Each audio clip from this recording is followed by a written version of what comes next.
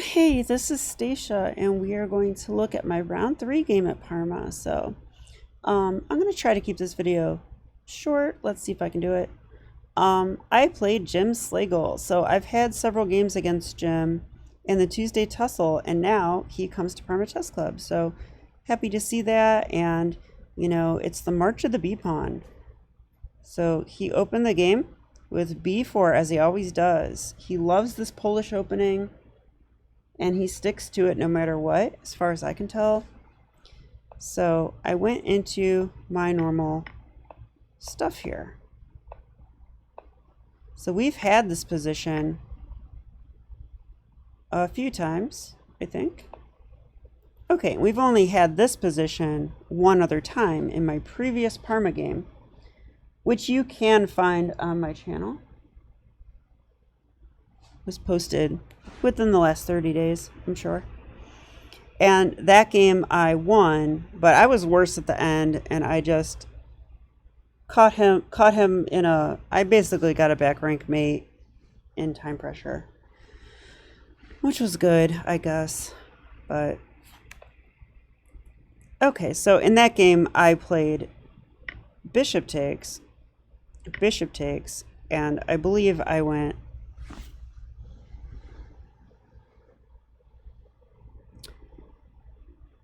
Did I go here?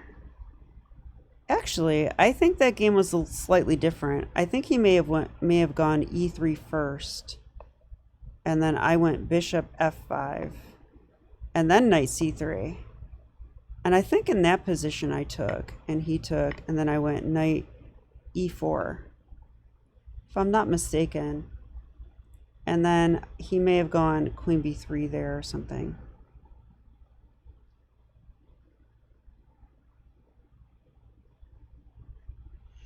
That's actually not what happened either. My knight was on f6 when he played queen b3.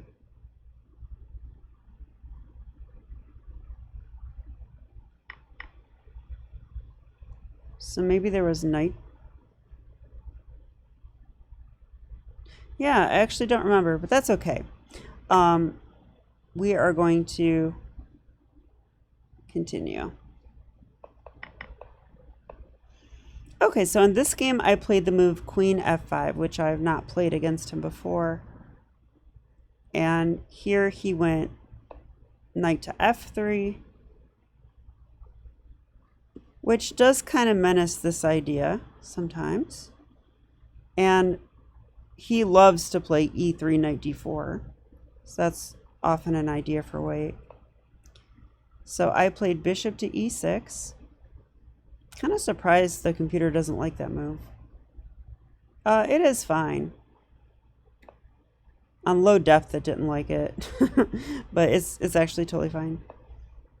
Okay, now there's e3, and I castled queenside, and so I kind of prepared this, but not well, because I think when you prepare lines, it's helpful to look at some of the middle game ideas, because if you get the position that you're hoping for and you don't know how to play it, then it's not so helpful. And that's kind of what happened this game. So I castled queenside, and that's the last move that I really knew to do. And now after bishop e2, I need to come up with my plan. And I really had no clue here. I'm like, what do I do? How do I proceed from here? Like, I'm probably just equal at best, so there shouldn't be anything crazy like an initiative or anything. So what do I do?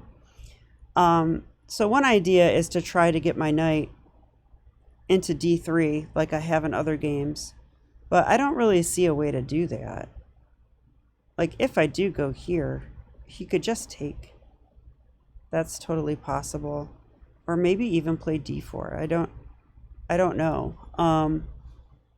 But that idea just seems not right. Another idea I have is to play knight e4. I could do that. It would put more pressure here on the pinned pawn, and it would attack the knight, or I could take first and then play knight e4. That's actually what I decided to do in the game. There is also this idea, though, of queen g6, and then that would encourage him to castle. And I could try, bishop h3, but I thought after knight h4, my bishop is hanging, and I wasn't sure about that. So I actually did, another move I could do is just bring my rook to the center. Now the computer actually likes that plan. It likes king b8. It likes the slow improving moves the best. And the one it likes the absolute best is that queen g6 move. Because it does, he's going to castle kingside. So the queen on g6 is an improvement. And it sort of menaces this idea, and it menaces this idea. And the computer did give a line like this. Like if I go here and knight h4 like I was afraid of, it actually likes black now. I can go queen g5. And I'm still pinning the pawn, and I'm attacking the knight. And here, g3 is the move. So that means I win in exchange. So that's why black's better. So I would have won the exchange there. The thing that I didn't see is that white can actually go knight e1. That's more correct. I can't attack the knight if it's not on h4. So not only that, but the knight still guards that square from here. And now this is open. The diagonal's open for that. So from here, and this is still okay to play. Now I just develop, I guess. Says they attack, and I go bishop a5. Okay. And the game would go on from here. He can even play d4. So I do feel like white's a little bit better here.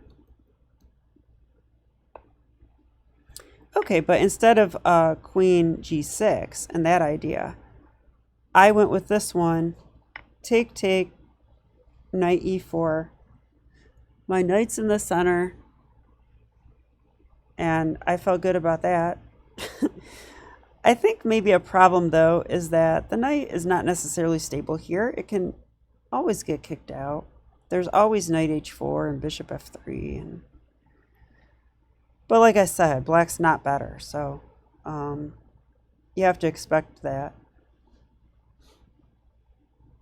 In a Smith-Morra gambit, when I get my knight in the center, it's usually like permanent.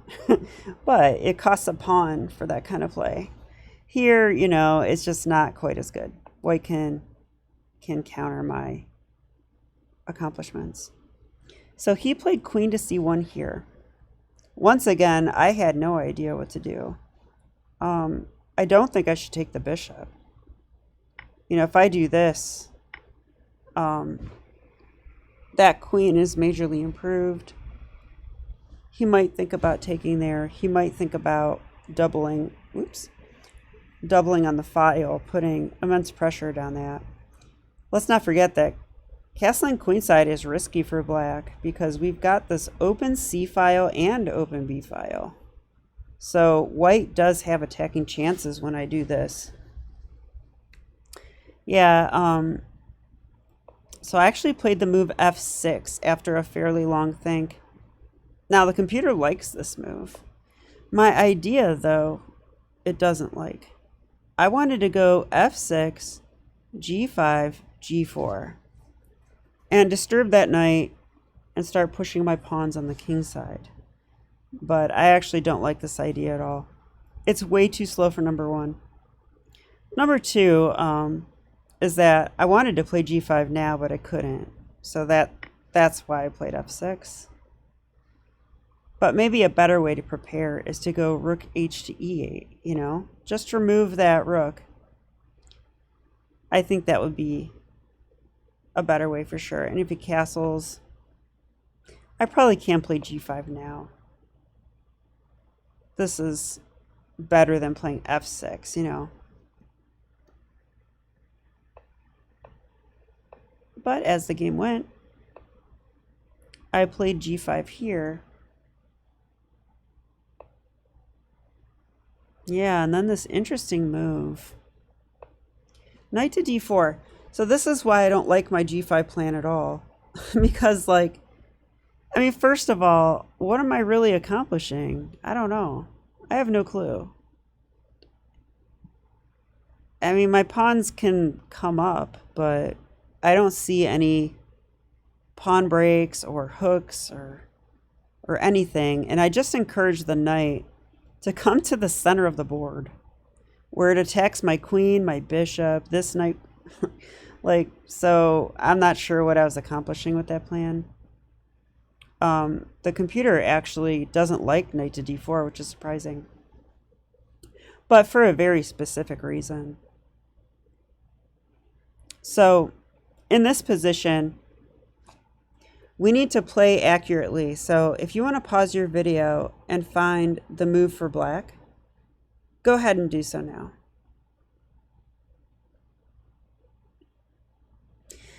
Yeah, so this is tough. I mean, what I really want to play is knight takes knight. I want to play that. But if I do, which I did, then bishop takes, and that attacks a7. Now, that pawn really is hanging because with the open files and the queen already lined up, there's no chance that I can play b6 and try to trap that bishop. This pawn is already pinned, and even if it wasn't, I mean, my king is just going to get checkmated. So that pawn really is hanging, and now I have to defend somehow. So before we go into that, because that's how the game actually went, we have to find the very interesting move, knight takes c3. So I saw this during the game, but I did not evaluate it correctly. So back to the tactics training for me. So I thought knight takes queen. Now I won a bishop, he won a queen. Now I take another bishop with check. Okay, he would move. And then I can take his queen. So I've taken two bishops and he's taken a queen. That's probably just winning for black, right? But he could go knight g7, that attacks my bishop. Now, if I wanted to move my knight, not exactly sure where he would go. I could move my knight to safety, but then knight takes bishop. I guess there I'm still up a piece. So that would be good. But after knight takes bishop, there's other moves too, you know. There's queen takes. If queen takes, my queen is still under attack.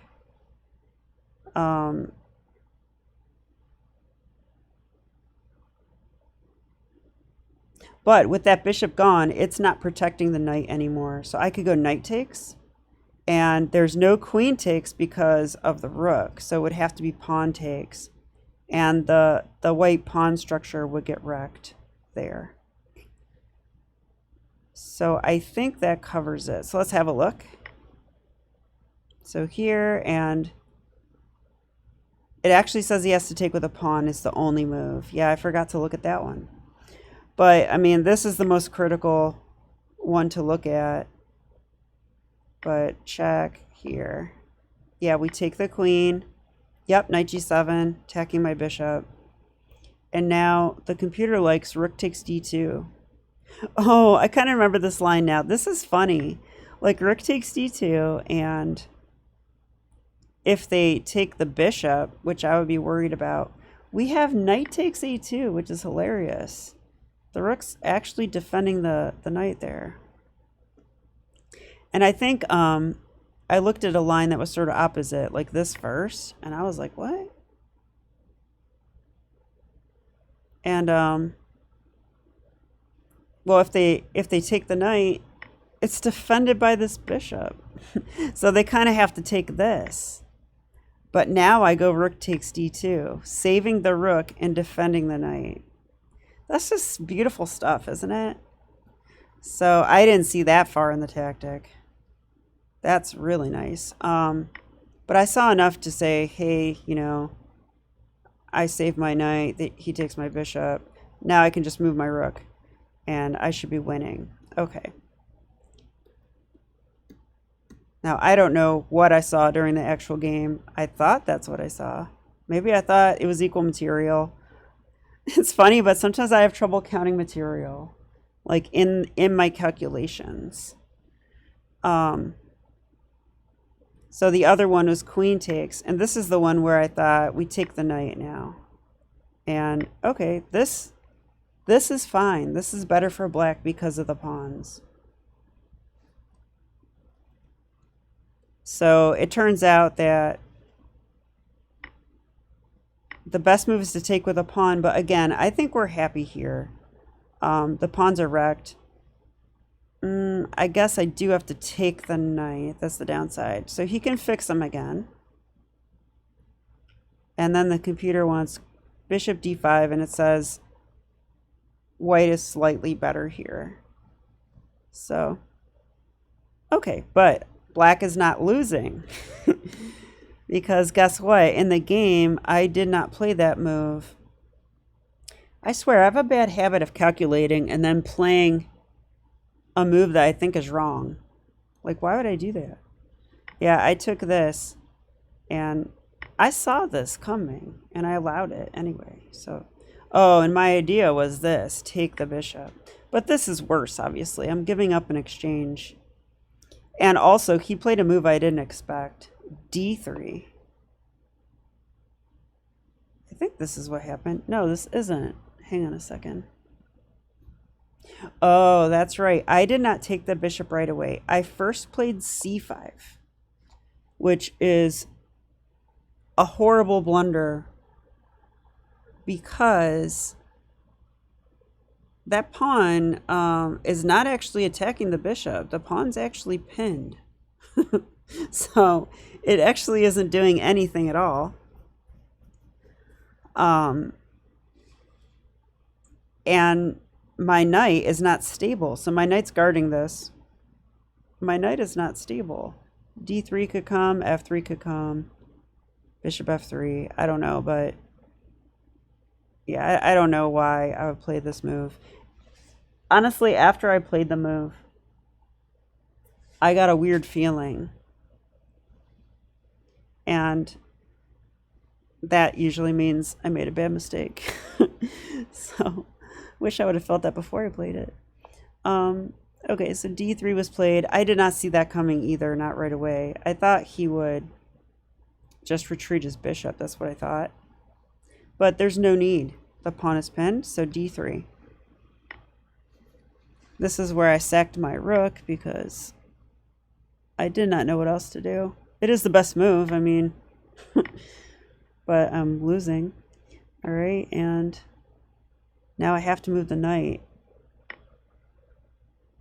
So he took here, and I'm in all kinds of trouble. So I might not go into detail here, but I moved the knight, 'cause what else? And okay, I'll just say this. I wanted to resign, kind of after I sacked my rook. Because I knew this was horribly lost. But then I remembered my saying, never resign. And then I remembered how a lot of times when I think I should resign, I still win or draw those games. So I kept playing. This is horrible, isn't it? I mean, you can just imagine there's moves like h4 and rook here and maybe queen up and bishop takes, or I don't know. It just seems like I'm going to get attacked like crazy. And yeah, maybe bishop f3 is better. And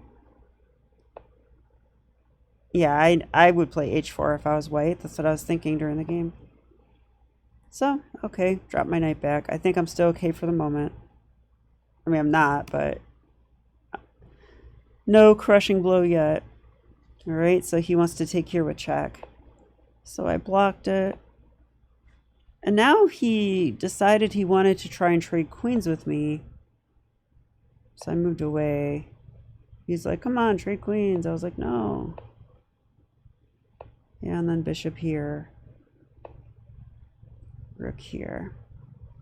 Okay, and it looks like I stopped giving moves at this point. Yeah, I don't know if I went king b8 or something. I'm not sure what I did. That's not a good move. Oh, I know. Yeah, I just don't know what I played here. You know, maybe I did this or something like that. And I think here he went queen e6 check.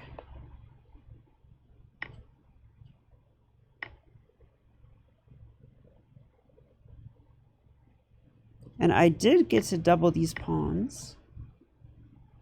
Yeah, and I played this ending. And I had 2 minutes. He had like 7 minutes. And you're not going to believe it. I couldn't reproduce all the moves because there's a lot of them. But I actually did hold this game. So, you know, a pair of rooks came off and it was rook versus knight. And well, knights are good in time pressure. And so he got in time pressure too, and I did get a fork. And I won his rook straight out. Then I had passed pawns, and I blundered my passed pawn, and it ended up being a draw. So I actually was winning at the end, but got a draw. But once again, I had 10 seconds on my clock, so I couldn't,